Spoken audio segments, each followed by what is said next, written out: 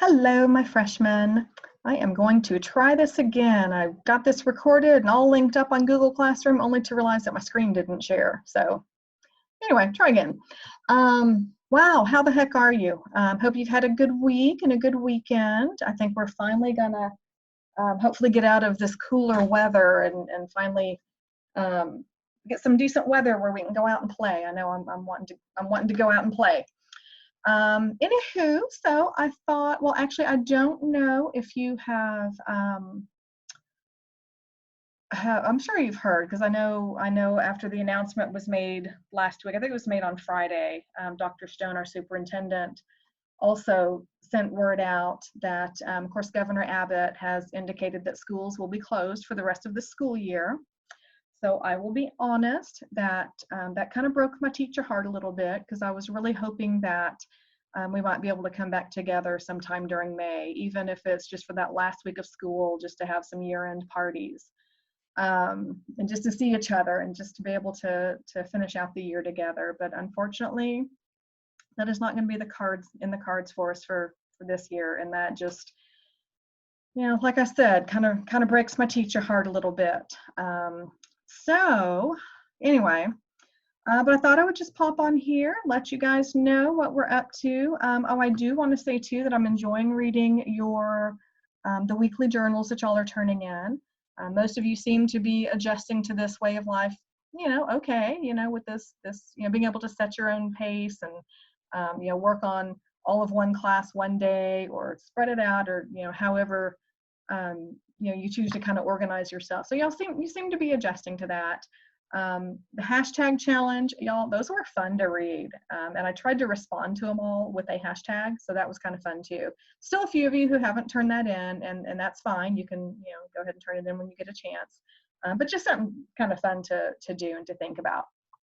So let me go ahead and share my screen. Hopefully it will actually work this time. And well, here I am on our English 4 page, fourth period, pre-P English 1 page. And I'm going to go ahead here. I'm going to click on classwork. So take it up to where it's nice and organized. Okay. There's some additional resources that I've put in here. If you have not seen the Pierce Cares video, I've linked that up here. It's about 15 minutes, and it's a bunch of teachers just telling you how much we miss you.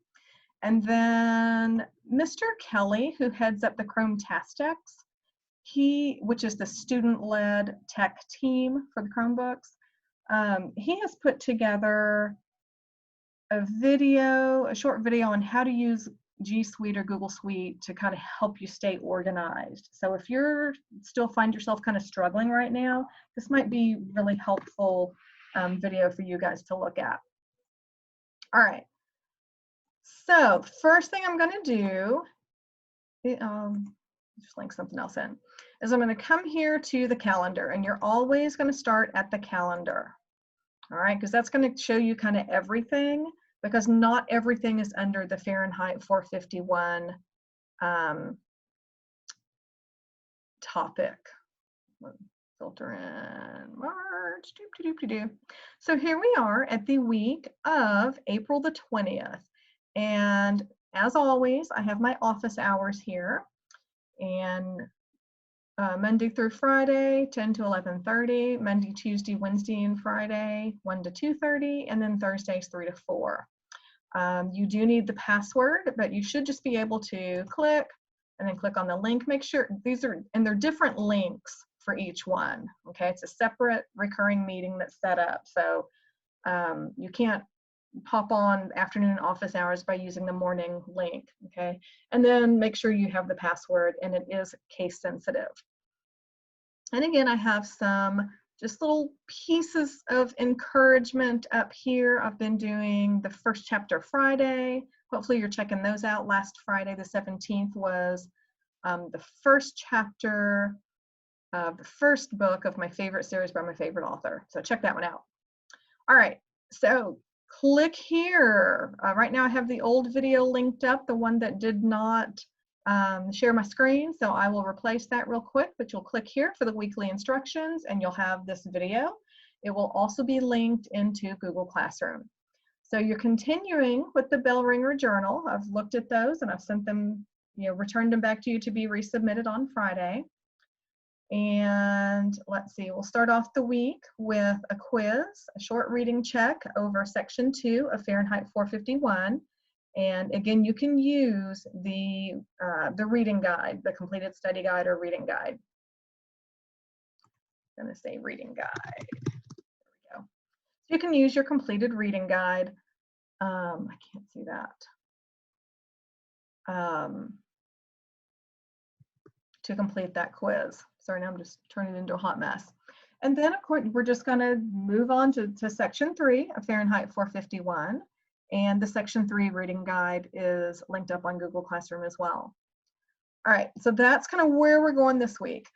On Wednesday, before you write your journal entry, I want you to do something a little bit different. And I want you guys to sit down and take maybe 15 to 30 minutes and visit with your mom, your dad, an aunt, an uncle, a grandparent, someone, an elder, basically, someone that would, be an elder has such a negative connotation, or it can, but someone who's, a generation older than you.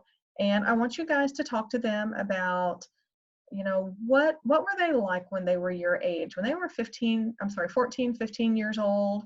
What were they like? What were their goals? What were their dreams? What were their priorities? What did they think their future would look like?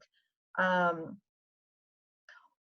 then I'm really curious to know, what would they have done in a situation that we're in right now, a pandemic type situation where, they're basically, you're basically having to kind of take ownership of your own education at this point.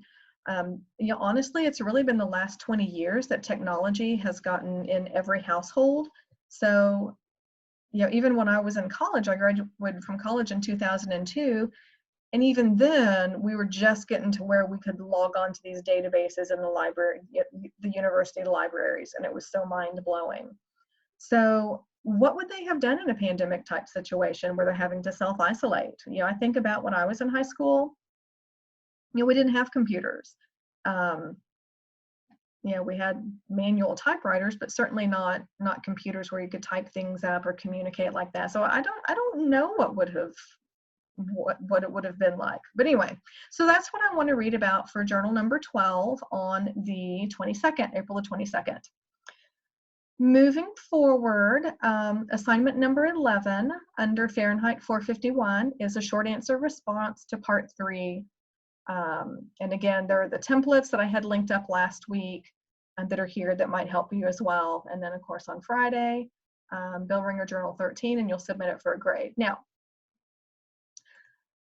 let's pop down here to the journal, because there's something that you're going to need to do a little bit differently this time, because your journal ends with Friday the 17th. Because I don't know, I guess we thought that maybe we would be, back in class then. So what you're going to need to do is come down to the end of your entry on the 17th, and you're just going to hit the tab key, and it's going to create a new row for you. Okay, 422, and that's the one on the 22nd where you're going to talk to your parents or guardian or whomever. Let's see, what is this, the 24th? And then you are going to submit for a grade.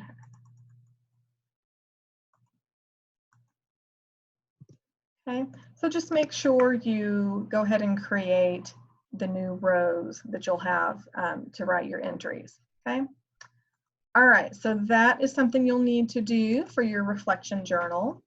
And then moving up here, you can see that these are grayed out. And again, this is because I have them set to go live at 5 p.m. and right now it's about 4:30. So they'll go live shortly, and then I'll put this video up here. All right, so assignment number 9, which you're starting off with, is the quiz for part 2 of Fahrenheit 451. Just like last week, it is a Google form Once you complete it, be sure to come back in, because obviously it's going to take you to a separate place. So you go through it, you do all your things, and when you come back here, make sure you mark it as done. And again, you can use your completed reading guide. All right, assignment number 10. This is the reading guide for part 3, and part 3 is called Burning Bright. Okay, so complete this for part 3, and then here's your discussion and response questions. So just like last week, there are 3 options here, and the first one is not exactly taken from the study guide, and then the others are kind of tweaked a little bit from what's on the study guide. So after reading part 3 of Fahrenheit 451, please answer one of the following questions, of course, using complete sentences, and your answer should be thought-provoking, 3 to 5 sentences in length, and then once you submit your response, once again, respond to at least 2 classmates' responses.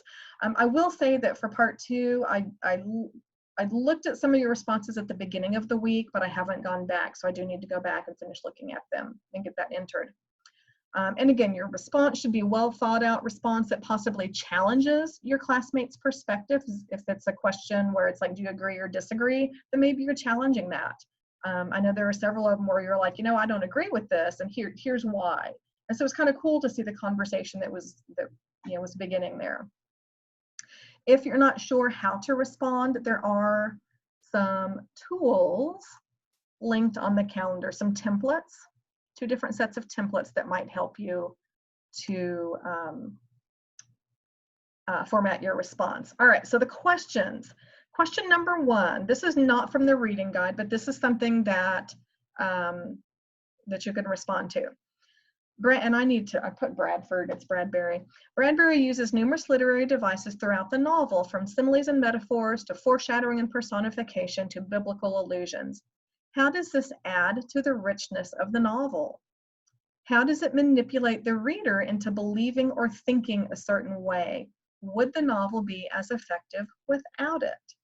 We actually had a question very similar to this on a poem, the poem called Learning to Read, that we read with the Douglas narrative, where it was just very straightforward and it wasn't real flowery, didn't have all this flowery language. So kind of the role of author's craft in this particular question.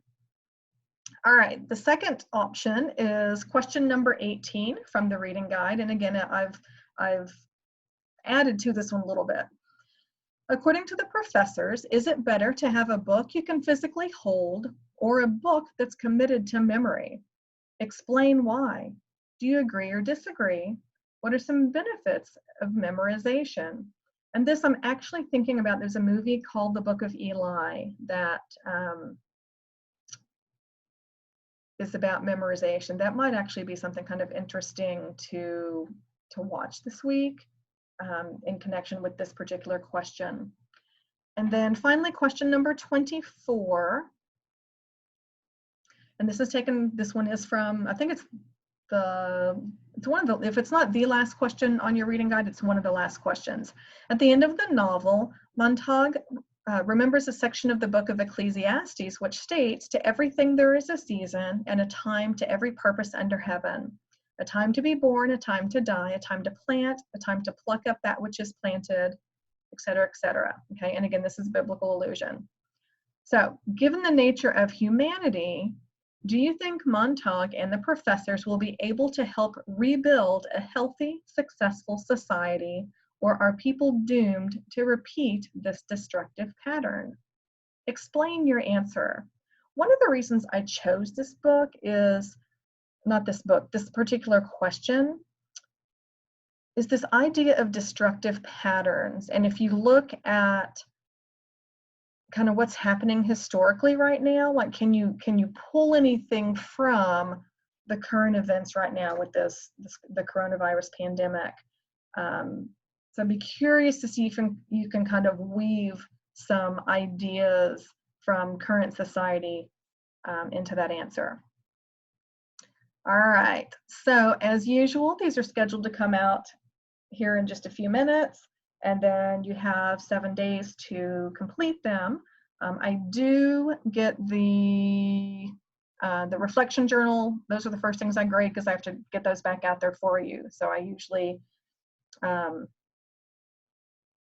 and I can see if you've been doing some work, and if you are missing 1 or 2 entries and you have them the next week, then I'll go back and adjust your grade. So that's not a big deal. Alrighty, so let me stop sharing, come back here. I hope all that was clear. And again, if you ever have any questions, please pop on here during my office hours. I would love to see you. You know, my on-ramps instructor, or students, hello, my on-ramps seniors had a big, one of their, what I consider to be the most challenging assignment of the entire year was due this past Friday. So hopefully things will kind of calm down a little bit, and maybe we can actually have some time together as a class as we move forward. So after Fahrenheit, since we're finishing that this week, we'll be going into some research. So kind of be thinking about